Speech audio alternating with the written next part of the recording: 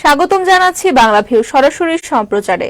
Studio থেকে যুক্ত হয়েছে আমি শ্রাবণী তালুকদার। জানিয়ে দেব আমাদের হাতে থাকা এখনকার আপডেট। সিলেট সিটি কর্পোরেশন নির্বাচন অনুষ্ঠিত হয়েছে গত বুধবার 21 জুন। তার আগ পর্যন্ত সিলেটে নিরবিচ্ছিন্ন বিদ্যুৎ সরবরাহ ছিল। বিদ্যুৎ বিভাগের কর্মকর্তারা জানিয়েছেন, পায়রা তাপবিদ্যুৎ কেন্দ্র বন্ধ হওয়াতে সিলেটে তেমন কোনো প্রভাব পড়বে না। ফলে সিলেটে নিরবিচ্ছিন্ন বিদ্যুৎ সরবরাহই ছিল। তবে 21 জুনের পরদিন থেকেই সিলেটে শুরু হয়েছে তীব্র লোডশেডিং। এতে চরম দুর্ভোগে রয়েছেন বিদ্যুৎ উন্নয়ন বোর্ড সিলেটের অন্তর্ভুক্ত গ্রাহকেরা। সিলেট শহরতলি এবং বিভাগের গ্রামাঞ্চলের কিছু এলাকাতেও বিউবো করে থাকে বিদ্যুৎ সরবরাহ। এইসব এলাকায় চলছে প্রতি ঘন্টায় ঘন্টায় লোডশেডিং, কখনো বা আধা ঘন্টা পরে পরেও চলে যাচ্ছে বিদ্যুৎ। ফলে প্রাত্যহিক কাজকর্মে ব্যাঘাত ঘটছে, তার পাশাপাশি বিঘ্ন ঘটছে অফিস আদালতের কাজকর্মেও এবং এতে ক্ষোভ প্রকাশ করছেন গ্রাহকরা। সিলেট বিদ্যুৎ উন্নয়ন বোর্ডের কর্মকর্তারা বলছেন, কয়েকটি উৎপাদন কেন্দ্রে বিদ্যুৎ উৎপাদন বন্ধ থাকায় সারা দেশেই লোডশেডিং করতে হচ্ছে। তাই সিলেটেও এমন হচ্ছে। যে পরিমাণ বিদ্যুৎ পাওয়া যাচ্ছে সেই অনুযায়ী গ্রাহকদের সরবরাহ করা হচ্ছে। চাহিদার তুলনায় সিলেট গ্রিডে কম যুক্ত হচ্ছে, যে কারণে লোডশেডিং করতে বাধ্য হচ্ছেন তারা। জানা যায়, সিলেটে লোডশেডিং কমাতে নির্বাচনের আগে 18 এপ্রিল বিদ্যুৎ প্রতিমন্ত্রী নসরুল হামিদকে ফোন করা হয়েছিল এবং বিদ্যুৎ সরবরাহ বাড়ানোর অনুরোধ করেছিলেন আওয়ামী লীগের নবনির্বাচিত মেয়র আনোয়ারুজ্জামান চৌধুরী। ওই দিন সিলেটে বিউবোর এক সভায় যোগ দিয়ে তিনি প্রতিমন্ত্রীকে ফোন করে বলেছেন, সিলেটে বিদ্যুৎ সরবরাহ স্বাভাবিক রাখার অনুরোধ। এরপর থেকেই বিদ্যুতের চাহিদা অনেকটাই স্বাভাবিক হয়ে গিয়েছিল সরবরাহ এবং জানিয়েছেন সংশ্লিষ্টরা। তবে নির্বাচনের পরদিন থেকেই সিলেটে স্বরূপে ফিরে আসে লোডশেডিং, অর্থাৎ আগের মতোই প্রতি ঘন্টায় ঘন্টায় হচ্ছে লোডশেডিং। 1 ঘন্টা পর পর বিদ্যুৎ থাকছে না প্রায় 1 ঘন্টার জন্য।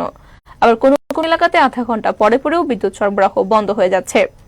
মহানগরের কাজীরবাজার এলাকার এক বাসিন্দা বলেছেন, তিনি 3 দিন ধরে প্রায় প্রতি ঘন্টা লোডশেডিং হচ্ছে, যে কারণে তিনি ঘরের সব কাজকর্ম ঠিকমতো করতে পারছেন না। তাছাড়া শিক্ষার্থীদেরও পড়াশোনার ব্যাঘাত ঘটছে। কিন্তু নির্বাচনের আগে প্রায় 1 মাস নিরবিচ্ছিন্ন বিদ্যুৎ ছিল। জিন্দাবাজার এলাকার এক ব্যবসায়ী বলেছেন, জোহরের নামাজের পর থেকে কিছুক্ষণ পরপর বিদ্যুৎ চলে যাচ্ছে। তাদের বিপণী বিতান ঘন্টার পর ঘন্টা থাকছে লোডশেডিং এর কবলে। এতে করে ব্যবসার প্রচুর ক্ষতি হচ্ছে। কিন্তু গত 1 মাস এমনটি হয়নি। নির্বাচনের পরপরই এমন অবস্থা হচ্ছে। ক্ষোভ প্রকাশ করে তিনি বলেছেন, নির্বাচনের আগে যদি নিরবিচ্ছিন্ন বিদ্যুৎ সরবরাহ সিলেটে থাকতে পারে, তাহলে নির্বাচনের পরে কেন নয়। বিউবো সিলেটের বিক্রয় বিতরণ বিভাগের অঞ্চল 2 এর নির্বাহী প্রকৌশলী শামসি আরেফিন শনিবার বিকেলে জানিয়েছেন, বিকেল 5টার দিকে 2 নং ডিভিশনে বিদ্যুতের চাহিদা ছিল 30 মেগাওয়াট, তবে পাওয়া গিয়েছে 20 মেগাওয়াট, যে কারণে স্বভাবতই লোডশেডিং হচ্ছে।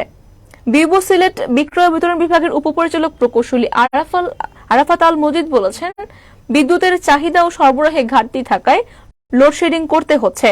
দেশের কয়েকটি বিদ্যুৎ উৎপাদন কেন্দ্র বন্ধ থাকার কারণে সরবরাহে এমন সমস্যা হচ্ছে বলেও জানিয়েছেন তিনি। এবং বিক্রয় বিতরণ বিভাগ 2 অঞ্চলের চাহিদা ছিল 230 মেগাওয়াট, তবে মিলেছে 181 মেগাওয়াট।